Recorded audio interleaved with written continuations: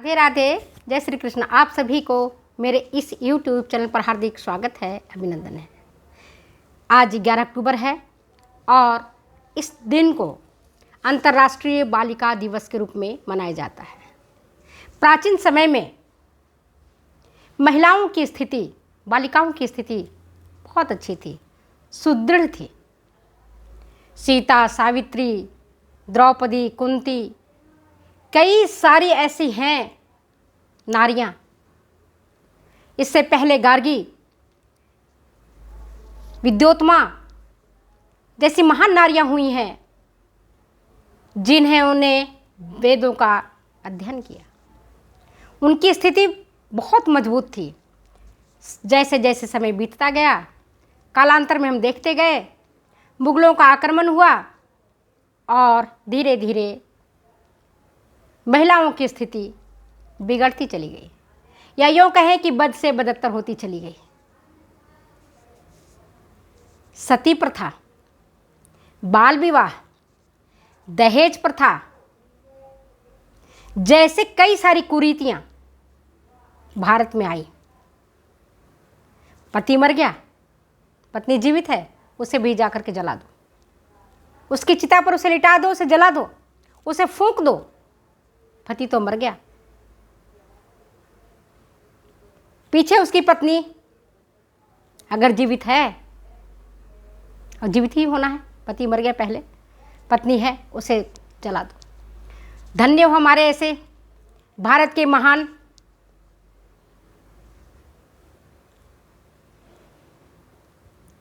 विद्वानों का, समाज सुधारकों का, राजा राम मोहन राय का, जिन्होंने सती प्रथा का अंत कर दिया। पुरजोर विरोध किया कि महिलाओं को भी जीने का अधिकार है। पुरुष को ही क्यों जीने का अधिकार है कि जब पत्नी मर जाती है तो पुरुष को क्यों नहीं जलाया जाता, पत्नी को ही क्यों जलाया जाता है। कानून बने, सती प्रथा का अंत हुआ। दहेज प्रथा, वर्तमान में दहेज प्रथा भी एक बड़ा कुरीति है। इतनी बड़ी कुरीति कि आज हमारी योग्य लड़कियां भी दहेज के अभाव में, उनके माता पिता अगर निर्धन है, गरीब हैं, पैसा नहीं है, तो दहेज के अभाव में उनकी शादियां नहीं हो रही हैं। लड़की के पिता का समय से पहले बुढ़ापा आ जाता है। अगर किसी के घर में 2 या 3 बेटियां हैं, उसके माता पिता के रात की नींद खत्म हो जाती है, उन्हें नींद नहीं आती। तो दहेज प्रथा, कन्या भ्रूण हत्या, आज आप देख रहे हो भारत में जो असमानता है, लड़के और लड़की में जो अंतर दिखाई पड़ रहा है, जहां लड़कियों की संख्या कम है, लड़कों की संख्या अधिक है, इसके कारण समाज में कितनी कुरीतियां फैलेंगी, इसका आप अंदाजा भी नहीं लगा सकते। कन्याओं को, लड़कियों को गर्भ में ही मार दिया जाता है। क्यों? इसलिए कि बाहर आने के बाद उन्हें इतनी प्रताड़ना झेलनी पड़ेगी, इससे बेहतर है कि क्यों नहीं उनकी हत्या गर्भ में कर दी जाए। इसी सोच के साथ कन्या भ्रूण हत्या प्रचलित हुआ। यद्यपि वर्तमान में बहुत सारे नियम बने, बहुत सारे कानून बने, और अब ऐसे कड़े कड़े कानून बने हैं कि कन्या को गर्भ में नहीं मारा जा सकता है। आप बेटे को तो गर्भ में नहीं मारते हो, कन्या को गर्भ में मार देते हो। तो हम देखते हैं कि प्राचीन समय में जहां बालिकाओं की, स्त्रियों की स्थिति अच्छी थी, महिलाओं का सम्मान था, आदर था, वहीं कालांतर में, समय बदलते समय में महिलाओं पर काफ़ी अत्याचार होने लगा। दहेज के कारण उसे जिंदा ही दहेज के बलि वेदी पर चढ़ाया गया, उसे मार दिया गया, उसे जला के मारा गया, उसे तड़पा के मारा गया। आज भी अखबार आप उठा के देखो तो पता चलता है कि शादी के 6 महीने हुए, 12 महीने हुए, 7 साल हुए, 21 साल हुए, उसके बावजूद भी उसे कहा जाता है कि आप पीहर से दहेज लाओ। तो उसे कम करने के लिए अंतर्राष्ट्रीय बालिका दिवस, ये स्थिति केवल भारत में नहीं थी, संपूर्ण विश्व में लड़कियों के साथ भेदभाव किया जाने लगा, लैंगिक असमानता होने लगी। उसे पोषण, उसे शिक्षा, चिकित्सा जैसे कानूनी अधिकार भी उसे नहीं दिया गया, उसे वंचित किया गया। जहाँ लड़कों को आप दूध का ग्लास देते हैं पीने के लिए, वहाँ लड़कियों को छाछ दिया जाता है। जहाँ लड़कों को स्कूल भेजा जाता है, वहीं लड़कियों से घरेलू काम करवाया जाता है। अब स्थितियाँ काफ़ी बदली हैं। लोगों को जागरूक करने के लिए कई प्रयास किए जा रहे हैं। वर्तमान में केंद्र सरकार, राज्य सरकार लड़कियों को शिक्षित करने के लिए कई ठोस कदम उठा रही है। बेटी बचाओ बेटी पढ़ाओ एक उल्लेखनीय कार्य है। उड़ान योजना राजस्थान में चलाई जा रही है, जहां निःशुल्क सैनिटरी नैपकिन बालिकाओं को, महिलाओं को बांटा जा रहा है हमारे राजस्थान सरकार के द्वारा। जो लड़कियां स्कूल में पढ़ने आती हैं, कॉलेज में पढ़ने आती हैं, उन्हें छात्रवृत्ति दी जाती है, उन्हें स्कूटी भी दिया जाता है, उन्हें तमाम तरह की सहायता दी जाती है। इसके पीछे एक ही उद्देश्य है कि जीवन की गाड़ी, परिवार की गाड़ी, समाज की गाड़ी केवल पुरुषों से नहीं चलनी है, बल्कि महिलाओं का भी योगदान है। 50% जहाँ महिलाएं हैं, 50% जहाँ महिलाएं हैं, अगर उनकी संख्या कम होती गई, 48% रहा या 45% रहा, तो समाज में भयंकर, क्या कहेंगे उसको, गड़बड़ी उत्पन्न हो जाएगा, भयंकर गड़बड़ी उत्पन्न हो जाएगा।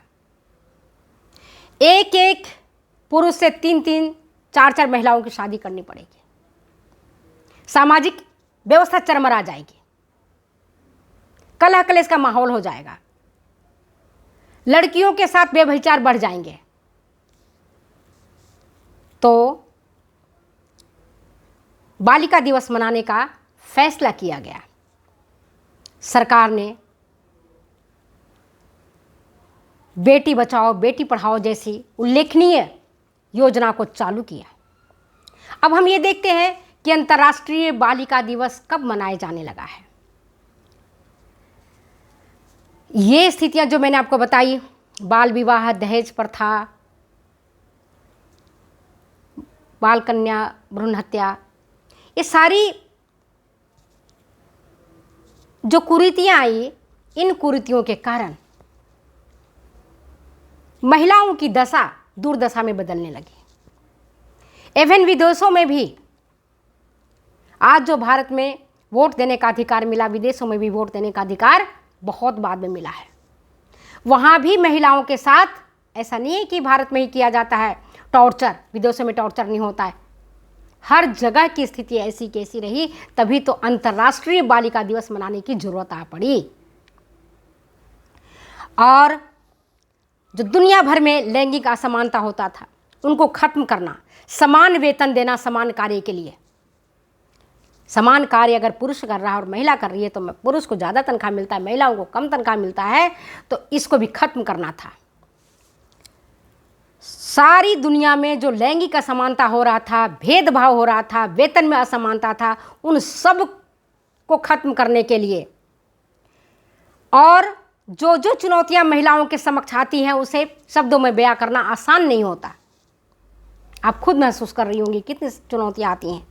उन चुनौतियों का सामना करने के लिए, ताकि लड़कियां अपने सपनों के उड़ान को भर सकें, ताकि लड़कियां अपनी ज़रूरतों को पूरा कर सकें, ताकि लड़कियां पढ़ लिख करके अपने पैरों पर खड़ी हो सकें, ताकि लड़कियां स्वावलंबी बन सकें, ताकि लड़कियां अपना विकास का परचम संपूर्ण भारत में ही नहीं, संपूर्ण विश्व में फहरा सकें। इसी उद्देश्य के साथ 11 अक्टूबर 2012 में अंतर्राष्ट्रीय बालिका दिवस मनाए जाने का फैसला किया गया। और इसकी जो शुरुआत हुई, वो उसकी शुरुआत एक गैर सरकारी संगठन के द्वारा किया गया, जिन्होंने कैंपेन चलाया, मैं एक लड़की हूँ के नाम से कैंपेन चलाया। और उस कैंपेन चलाने के बाद उसका प्रोजेक्ट बना करके उन्होंने कनाडा सरकार को भेजा। कनाडा सरकार ने 55वीं आम सभा में उसको पारित किया। समय के साथ अंततः यूनाइटेड नेशंस, संयुक्त राष्ट्र ने 19 दिसंबर 2011 को इस प्रस्ताव को पारित कर दिया और 11 अक्टूबर को उन्होंने दिन चयन किया कि 11 अक्टूबर को अंतर्राष्ट्रीय बालिका दिवस मनाया जाना चाहिए। और उस समय जो थीम था उसका एक ही थीम था, बाल विवाह को समाप्त करना। बहुत छोटी उम्र में लड़कियों का शादी कर दिया जाता था। और बेमेल विवाह, आश्चर्य की बात है, अब थोड़ा पीछे झांक करके देखोगे तो पता चलेगा लड़की की उम्र तो 12 साल, लड़के का उम्र 34 साल, लड़की की उम्र 16 साल, लड़के का उम्र 40 साल। बेमेल विवाह, बूढ़ों के साथ विवाह। आप बताओ क्या जीवन का आनंद है? कैसे परिवार की गाड़ी चलेगी? एक तो छोटी बच्ची, दूसरा वृद्ध जन। और इसीलिए एक सिनेमा में आपने सुना होगा गाना, मैं भूल रही हूँ, जिसमें कहता है, मेरा तो, लड़की कहती है, मेरा तो कर्म फूट गया, मेरी तो शादी इस बुड्ढे के साथ हो गई। और उस समय बहुत सारे गीत, लोकगीत गाए जाने लगे। और लोकगीत क्या होता है? हमारे संस्कार, हमारे संस्कृति का ही तो दर्पण है, हमारे समाज का ही तो दर्पण है वो। लोकगीतों के माध्यम से इस बेमेल विवाह को दर्शाया गया कि लड़की की उम्र तो 10 साल है, लड़के का उम्र 25 साल है। खूब गैप रहा, खूब ज़्यादा गैप किया गया, अंतराल किया गया, इस अंतराल को पाटने के लिए, ताकि लड़के और लड़की का उम्र अगर एक जैसा है, एक समान है, बराबर उम्र के हैं, तब तो दाम्पत्य जीवन का वो सुख भी ले सकते हैं, अपने परिवार का भरण पोषण भी कर सकते हैं और कार्य को भी आगे बढ़ा सकते हैं।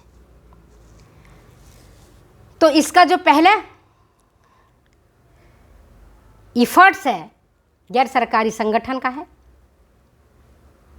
लॉन इंटरनेशनल का, जिन्होंने कैंपेन चलाया। मैं एक लड़की हूँ, प्रस्ताव बना करके भेजा कनाडा सरकार को। कनाडा सरकार धीरे धीरे प्रस्ताव यूएन में गया और 11 अक्टूबर को तय किया गया अंतर्राष्ट्रीय बालिका दिवस मनाने के लिए। 2019 का जो थीम रहा वो है girl force unrestricted and unstoppable. Unrestricted and unstoppable. लड़कियों को भी स्वास्थ्य, प्रजनन, इनका अधिकार दिया जाना चाहिए, उन्हें भी शिक्षा से वंचित नहीं किया जाना चाहिए। और उसी का परिणाम है कि लड़कियां अपने कैरियर पर फोकस कर रही हैं, स्कूल जाने लगी हैं, कॉलेज जाने लगी हैं, अपने सपने को, उड़ान को भरने लगी हैं। चिकित्सा के क्षेत्र हो या पुलिस का महकमा हो, हर जगह लड़कियां बैठी हैं। और बड़ी खुशी की बात तो यह है कि वर्तमान में 33% आरक्षण राजनीति में भी देने के लिए प्रस्ताव पारित हो गया है। इस पर भी चर्चा की गई है। आज महिलाओं की दावेदारी न केवल शिक्षा जगत में बल्कि राजनीति में भी है।